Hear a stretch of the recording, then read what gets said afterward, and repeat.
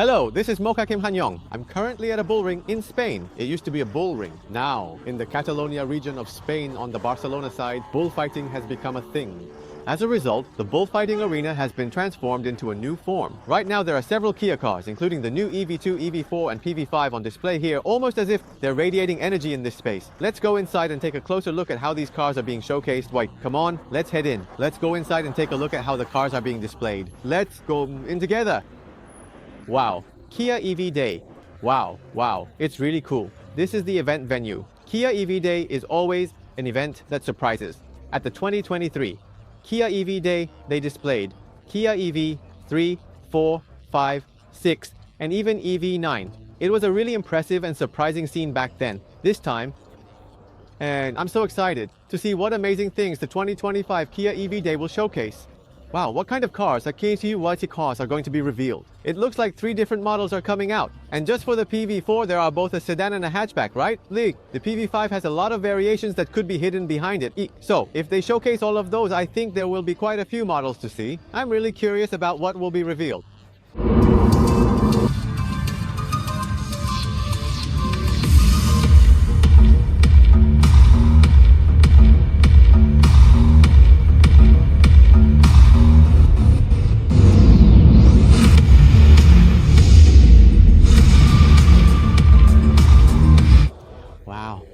It's really chaotic here, so chaotic. There are so many journalists here, and I don't think I've ever seen such a frenzy before. It really grabs everyone's attention. That's amazing. It seems like there's a lot of interest. It seems like some incredible cars are coming out. Has the car brand Kia ever been this hot? What I really want to see first is definitely the PBV. TVV looks even more unique when you see it at night like this. It's very unique. The DRL part on the A pillar is like this. This part is connected to the A pillar, giving the effect of looking longer. It also gives the car a more sleek look. The windshield is actually a little small from here to here. The windshield is a little small for a commercial vehicle, but it makes it look longer here, so it looks like the glass is longer than it actually is, making it look like a more sleek car. In fact, it's less noticeable on a black car, but on a car with a color like this, the windshield looks even longer. That's because it's two-tone, so it looks like glass from here to here. So, it's designed to give the feeling of looking at the front of an airplane or the front of a KTX or something. It's a simple line, but it's amazing how this one line makes the car look so sleek. How many times have we seen a car like this? First of all, the size of the glass window is incredibly large. In fact, when we looked at cars like Staria, the glass size was so large that it felt awkward, but this car is not like that. The glass is large, but it has a very cute design. So, because the glass is large, the belt line of the car looks low, and the car is designed to not look huge, but rather feel like a small car.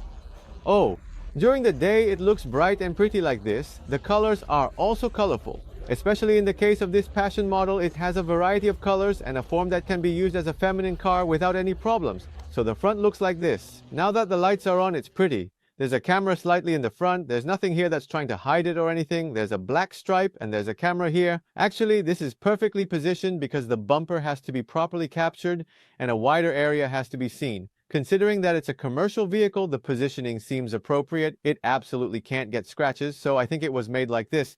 And there's one thing that Kia has been doing poorly lately. They say it's the star map signature, but the lamp is too close to the edge. So if you hit something, the lamp always breaks. But this is a commercial vehicle, so that can't happen. So where is the lamp?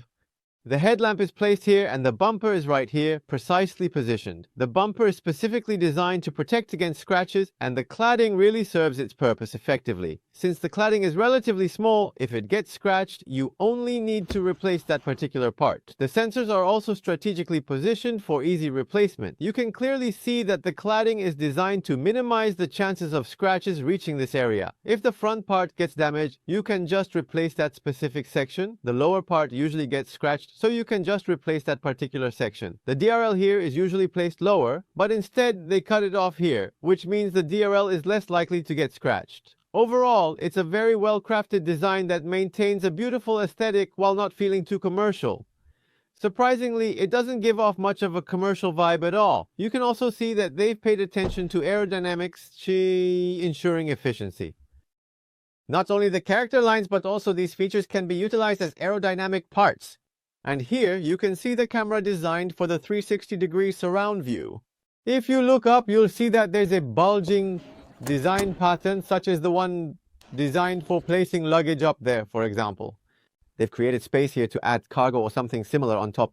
And if you look here, there's a mount. It's a screw hole, and while it doesn't use some advanced and sophisticated loop rail system for mounting, it does provide a place to attach something additional. In many ways, it shows what this car needs to do without incurring much cost just through design elements. For example, these protruding claddings are great because they protect against potential side impacts. If they get scratched, you can just replace them, right?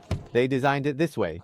The rear bumper also has proper cladding, so even if it gets scratched, it's not a big deal. They did a really good job with that. It's great that they designed it to minimize damage in case of an accident, isn't it? Additionally, the design includes thoughtful detail. Over here, you can see the active shutter grille, and there aren't many cars where the active shutter grille blends in this well with the surroundings. When it's closed, it looks like a solid piece, and I find this impressive as well.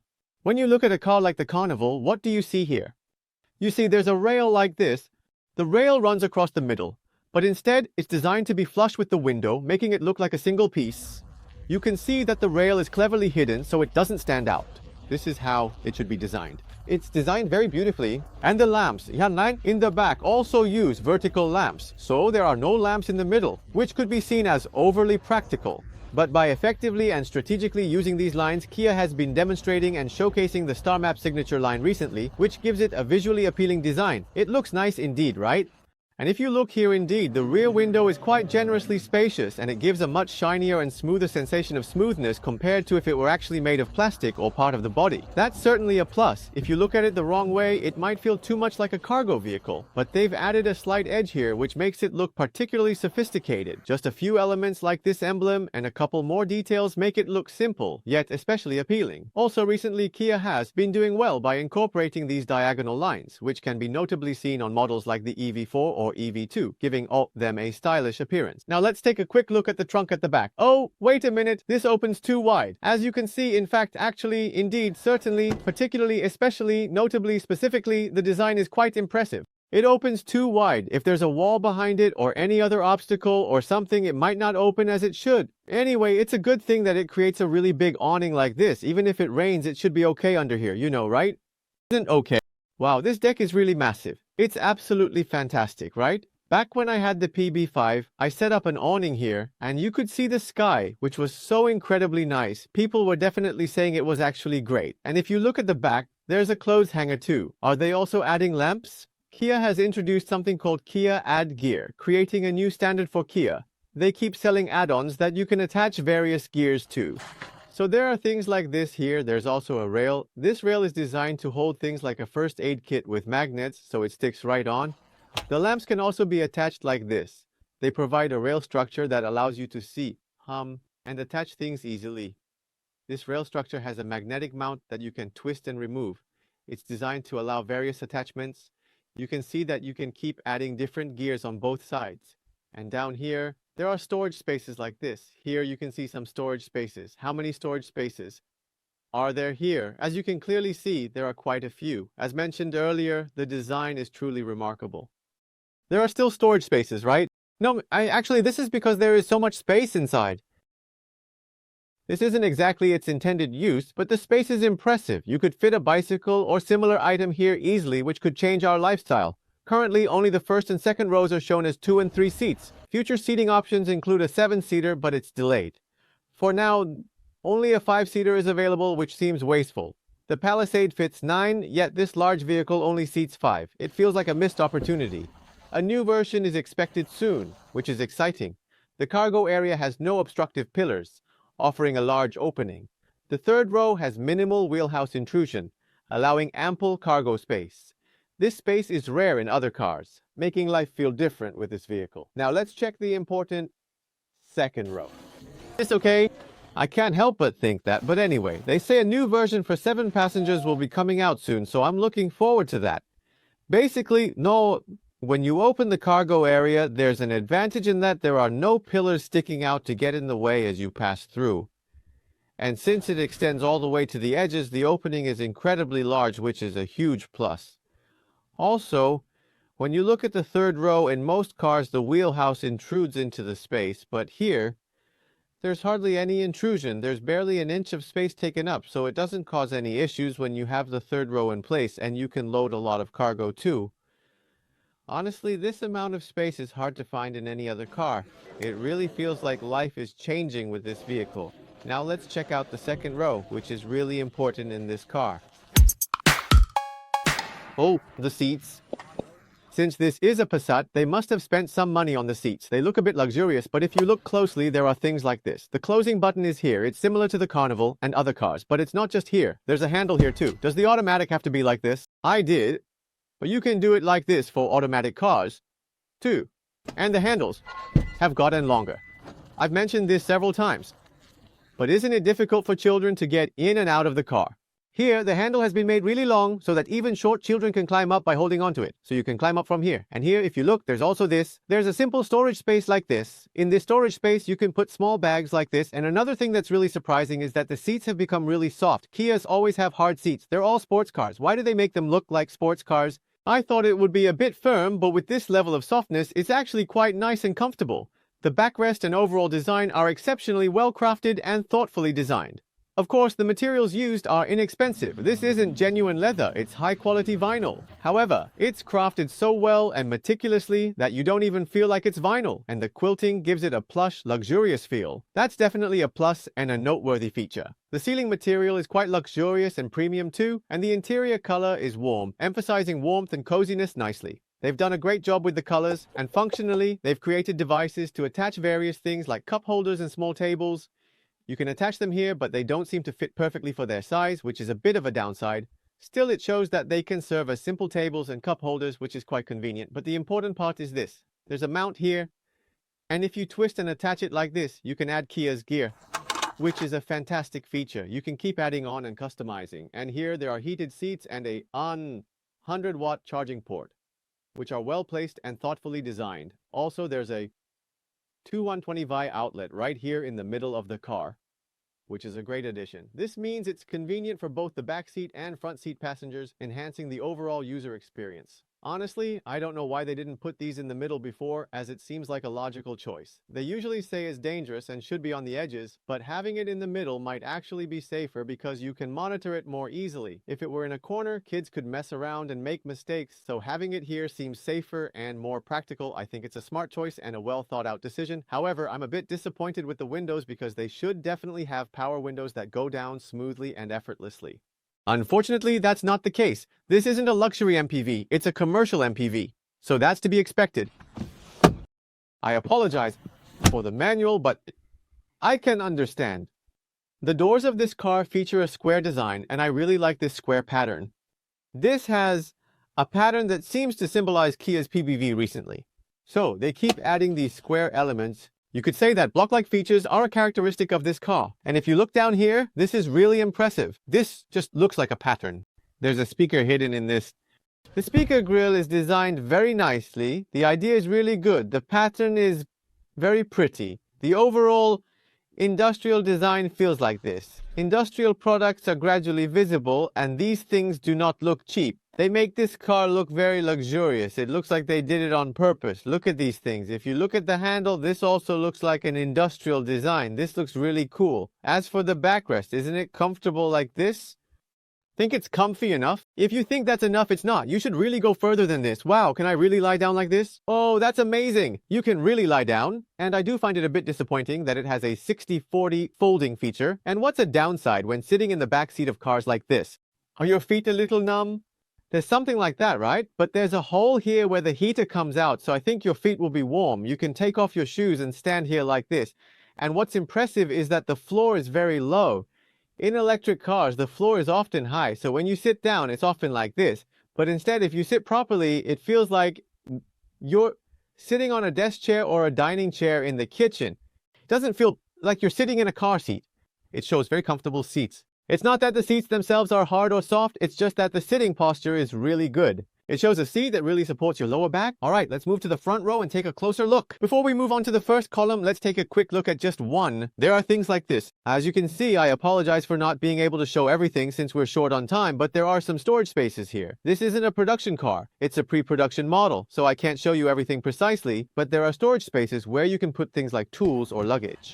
And there's also storage space on this side, designed for simple items. It would be great for storing shoes or similar things. These storage spaces are located on both the driver and passenger side floors, so using them could be quite convenient. Now, let me head over to the driver's side. This car is definitely meant for passengers, but when you get in, it feels a bit high. You might notice that it feels a bit elevated. It is a bit high. I do feel that. However, when you sit in the seat, it feels like you're really in a sedan. So what I mean is that it's designed to let your feet stretch out a bit. So you stretch out your legs as if you were sitting in a sedan or a passenger car, but the body of the car is very high, so it feels strange when you sit down. It gives off a bit of a strange feeling. And here, the front windshield is surprisingly small. Wow, can it really be this small?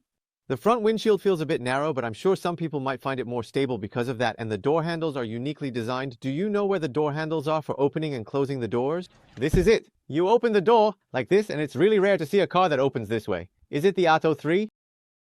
And if you look here, this car is based on a commercial vehicle, so it has plenty of storage space. If you want to put something like a smartphone in here, it fits in. Although it's a bit snug, you can definitely fit it in. And over here, you can fit even more. I think you could fit about 5 smartphones in this space. This can fit in here too. You could fit about 5 smartphones in here. There's also space down here. It shows a spacious area where you can fit 3 1.5L bottles down below. And there's even more space below that. There's one more pocket that's just hanging there. There's one more. There are 4 pockets just here. Is that all there is? No, it's not. There's one here too. If you look here, there's a wireless charging pad for your phone, right? There's one here too. This opens up. Oh, it's a drawer. Since it's a drawer, you can put more things in here. And here. Of course, there is a glove box and there are 2 more cup holders in the center console. And they go in here too. They use 220V here, so you can put things like a coffee pot in here. Here's another one. There's another USB-C inside. You can definitely put an iPad or something like that in and charge it with the USB. A while ago, I saw that CEO Yoon Seok-ro was absolutely angry about why the USB-C was in the wrong place. But I think he'll be satisfied now that it's indeed inside. I think these things are undoubtedly great. And since there's a place to attach a gear here, you can certainly do something else here.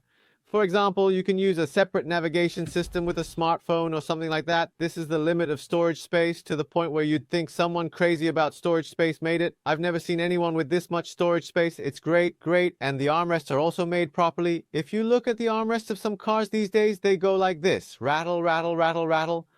But instead of doing that, they just snap it in place. When I look at it now, it really feels like a lot of effort went into creating this space. Overall, the driver's seat is well made. Personally, I wish they would release a 7-seater version just like this. But if a 7-seater or 9-seater comes out, I think the problem is that I might end up buying this instead of the Carnival. You know how the Carnival has some nice little touches? Honestly, we don't really need those. What we want is a lot of space for people and plenty of room to do things. I hope that possibility is there, and I can say that this car has a lot of that potential. However, right now, this is just one option, and there are other cars out there, so let's move on to show you a bit more variety. If you look at the overhead gear, you'll see it. I really want to show you this, so I thought I should point it out. Here, you can see that it provides storage spaces like this. This is very well made.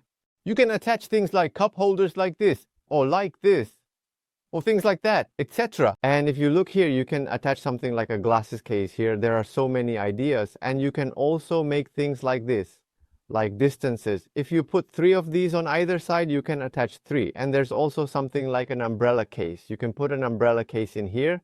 Next is the back. If you look at the back, what you see here now looks like an ice box. You can attach the ice box here. Then you can attach something like a desk here. If you put something like a desk and attach things like chairs and sofas, it could just be my house. It's a great idea. Thank you. Let's just work in the car instead of the office. The rent for our office was too expensive. What you see here is the PV5 cargo. How does the cargo look? This is how it looks. Isn't it fascinating? Usually doors only open vertically, but this one opens horizontally. It can open like this and also like that, but it doesn't just stop there. Here, you can also tilt it back like this and pull it out. Wow. Inside, Senior Jang Jin-taek can walk right in.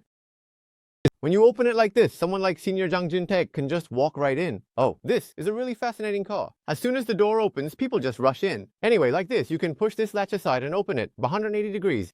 The door itself is very unique. These days, if you've been dealing with cargo, you probably know that there are many situations where you need to open this wide.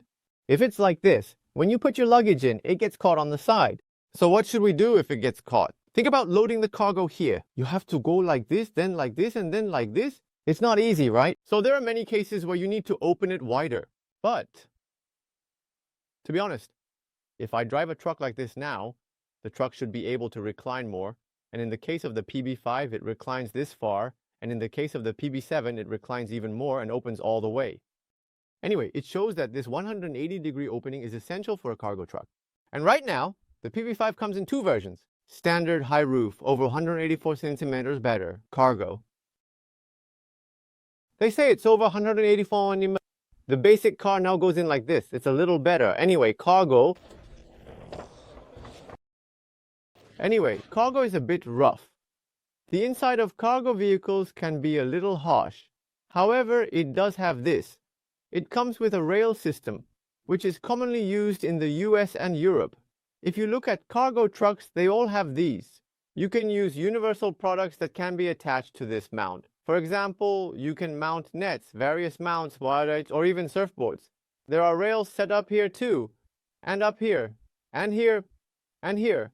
There are rails everywhere, and the power supply comes out like this.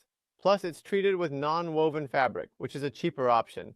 But in this industry, they actually prefer this. They say they request it to be made with non-woven fabric. There is a plastic option too, but they think non-woven fabric will probably sell better, and when you sit here, you can really feel it. Back in the day, my room was about this size, so I think, why not just live here? I could just mount a monitor here, put a subwoofer and speakers, and create a booming AV room while driving. Don't say anything weird. No, I mean, for real. It could be the perfect car for audio and video. Wow, that would be great. I could just make a sofa here, mount it, and put some lights up, and it would look nice inside, right? Doesn't that sound good?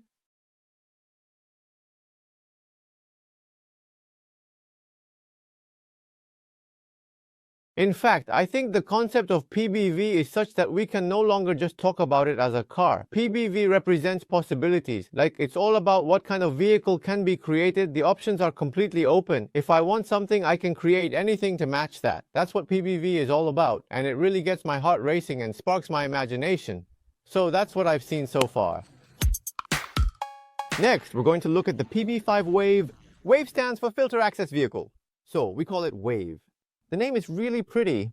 It sounds like a WAV file. It feels like it could sound musical. Shall we take a look at how to fold it? They say this is a device that can be opened and closed easily. I know how to do it. You fold it, and then you have to lift it up. I'll hold it out like this, and then... Should I do it? No, it won't work. Is it possible? Ah, I see. Got it. Originally, you can lift this and just slide it in here. So, it folds and goes in like this. When you take it out, you just pull it out, and then the driver or someone can help take it out, allowing people in wheelchairs to get in easily. But the feature of this ramp is that when the car is on the ground, it's quite steep, so it's not easy for someone in a wheelchair to go up. At this angle, they could tip over backward, so these ramps are designed to be placed next to the curb. Since the curb is already elevated, when you place it there, it raises up like this, so it's a device made to be usable on both the curb and the ground. So, many people say that this will be a really good device for those who use wheelchairs to get into this car. But a journalist from the US asked a question. Why do we need to do this when there are only a few people in wheelchairs? This is what they say. But President Song Ho-sung clearly states, no, that's not it.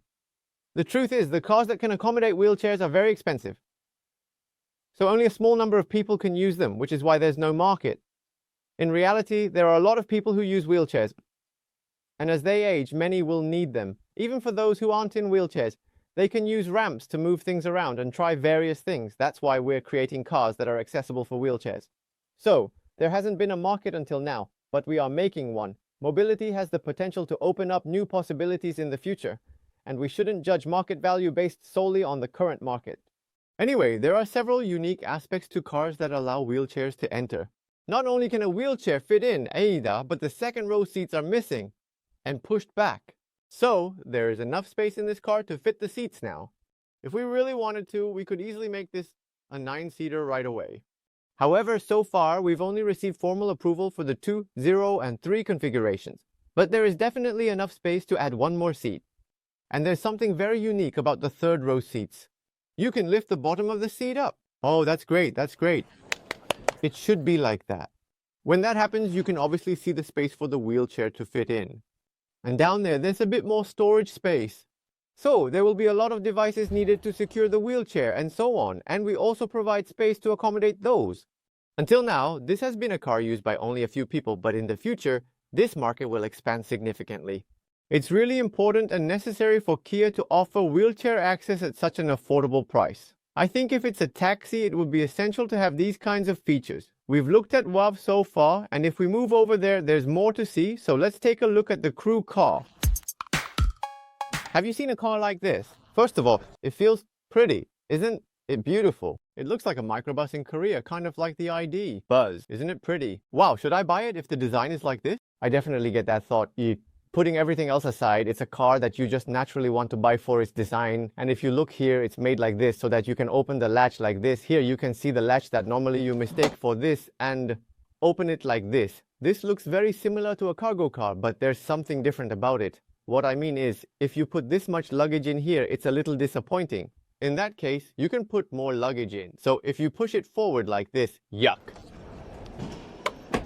You can indeed push it in this manner, allowing you to load a significant amount of luggage. This way, you can actually give up space for luggage, even in situations where there are no people sitting in the second row seats. In Europe, they often use cars like this. So usually they carry luggage around for commercial use. In fact, they often use it for transporting goods, but if they ever need to use it for family purposes, they can adjust it to use it as a cargo vehicle or for home use. Isn't that just wonderful? And when using it for family purposes, you can lower this and sit on the seats here. So when you sit down like this, if you use it like this as a private vehicle, and then you think, oh, wait a minute, I need to load some luggage today, you can do it like this again. It goes like this, Bonbon. When you wet it, it becomes like this, oh, with one touch. Oh, isn't it amazing? The back part can lift all the way up, making it just as capable as a cargo truck in an incredibly efficient manner. You can use it as a cargo vehicle and then seamlessly switch it to carry 5 passengers in a seamless way. This is called the Crewban, and it's absolutely impressive. So, this car serves as both a cargo vehicle and a regular passenger car, which means it undoubtedly needs something essential, software. Because for cargo, the software needs to be the foundation. That way, you can manage where to pick up and drop off or even handle deliveries, like with DHL services. Now, let's go inside and take a closer look at this service and the software. Now, if we step inside, you'll see that these features are pretty much the same as existing Kia cars. These elements are identical. But the unique part is right here. You can see that a display is provided and it's 12.3 inches. Now, when you think about it, it's a bit strange because these days horizontally long displays often appear longer than they actually are. However, this one is a 16.39 display, so even though it's the same 12.3 inches, it has a much larger area. First of all, having such a large design has many advantages, especially when it comes to things like cameras. It feels spacious. And here it supports phone projection features. It also supports Apple CarPlay. As with many cars these days, the PV5 now uses an Android-based OS instead of CCNC, called AAOS, and there are many advantages to an Android-based OS. First of all, the upgrade is bound to be fast, because it is open source, so you can use Android-related apps as they are using open source. And since the Kia App Store is open, if people want something, they can install it there. Currently, only Melon and Genie Music are supported, but many other music streaming services will be supported. For example, YouTube Music, etc. is not supported by any Hyundai or Kia car, but this car is Android, so you can install things in Android apps. So you can install and use YouTube Music, YouTube Streaming, and other various software that uses Android. Of course, only certified ones can be installed. Anyway, things like the Kia App Store will be created soon, and it seems that the functions of the center display will continue to develop due to such things. Also, what Kia is talking about is providing various devices when using this car as a cargo. This time it was mentioned that Geo. They say they will provide software here through collaboration with companies like TAC, which will offer various features for transporting goods. Samsung is also collaborating on this. They provide a device called SmartThings Pro that integrates various commercial products from Samsung for use in cargo vehicles or homes, allowing for a range of business applications. It makes sense, right? And while this feature isn't available in the car right now, there will eventually be refrigerated truck options. These refrigerated trucks will be designed to manage temperature control and various functions all in one place. I believe that if we utilize these software capabilities well, this car can become a vehicle with diverse functionalities, whether it's a regular passenger car or a commercial vehicle. It feels a bit like Tesla. Recently, everyone appears to be increasingly using this style, so I don't think we can say it's just Tesla or just Chinese cars. The menu is on the left side, and the sub-menu for that menu is on the right side. These kinds of layouts are becoming standard for car manufacturers in the industry. So I don't think we should say that someone copied someone else or that they look too similar. They are generally similar. Therefore, it does make me wonder if Tesla was the pioneer in this. However, in my opinion, I think there's still room for improvement in the design. The icons are a bit too small, and the absence of a dedicated home button raises questions about how to navigate. I hope they can show a bit more detail on how to handle these aspects. It's not fully completed yet, and I expect it to improve slightly in the near future. By the way, can we change the language here? Right now you can see Russian, Danish, German, Spanish, French, Italian, some language I can't pronounce, Turkish, and finally, Korean. So, is Korean set? The language has been changed? The current language does not support voice recognition. Oh, what is this? Who made this anyway? If you do it with one hand, the voice recognition doesn't change. I think there's still a bit of a way to go. So, this is how it looks. To summarize again, this has been changed to Android Auto. It's a new OS method called AAOS. I'm not sure when your CCNC will be upgraded. They haven't clearly stated anything about that yet. I hope it transitions to Android OS quickly, and it would be nice if existing consumers could also switch to Android OS chips. So in the case of the PV5, there are 4 different formats and 3 types of batteries have been released. 40, 50. There are 70 kilowatt batteries available, and among them, some are LFP, automobile batteries, and some are NCM batteries. Using LFP batteries means you can charge them casually and use them without much worry, so I think many people will say that LFP is pretty good in its own way. However, when it comes to driving range, NCM definitely has some advantages. Anyway, the important thing is that they offer a variety of options, so whether it's price, design, performance, or layout, you can customize everything to your liking. I believe that's one of the biggest advantages of the PV5. Oh no, what you see here is EGMPS. What we used to call ES, we now call it EGMPS. EGMP is a concept, so we can't say that EGMP is this. And we've started using the term EGMP a lot. It's more of a marketing term, as I said last time. But we also have something we call EM. That's probably the regular vehicle platform for Genesis. The 2M will be coming out soon. I don't know what to call it. Will it be EGMPM? No, it's not M. In the case of EGMPS, you can use various batteries. It's a system that can use as many as 6 types of batteries. The WC bone is placed in the front. The reason why the WC bone is placed is because it lowers the height even a little. Because if this were 100%, it would stand out more. That's why more height is needed and more space is consumed in this area. That's why it was made like this, so that these things can be lowered and more things can be allocated to the rear. And the ICCU that was in the rear is now moved to the front. They say that there won't be any problems now because they developed a completely new ICCU, but we'll have to wait and see if that's actually the case. We'll have to wait and see about those things anyway. It's now a completely new system. I think these things are very meaningful changes. However, if you look at the rear, I don't agree with the evaluation. Right now, it just has a single type suspension. Isn't it a little difficult in terms of ride quality? I feel like it might be tough to overcome this. We'll find out through test drives, but I think it's a structure that's not easy to manage. Later on, when it transitions to PV7, we might see things like leaf springs, but for now, it doesn't seem to be that advanced. So far, we've taken a brief look at the Kia PV5. In fact, I was skeptical at first about whether the PVV would actually work. What does that even mean? I was half in doubt. But as I looked at the various aspects of the PV5, I realized again that this is why we needed something like this. Because are we just going to ride the same cars that come off the assembly line from the factory one after another? That's not the case. In fact, people who want a car may want a car in various ways, but in order to meet all of those people's desires, do you have to remove all the existing car seats and put new seats in them, or remove all the existing interior, or remove all the audio and then put in new ones? That's not true.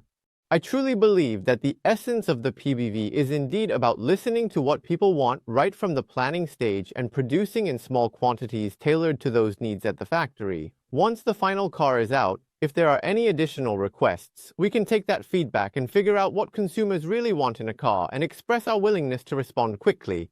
This has been Kim Han Yong from Mocar. Thank you. I'm completely exhausted.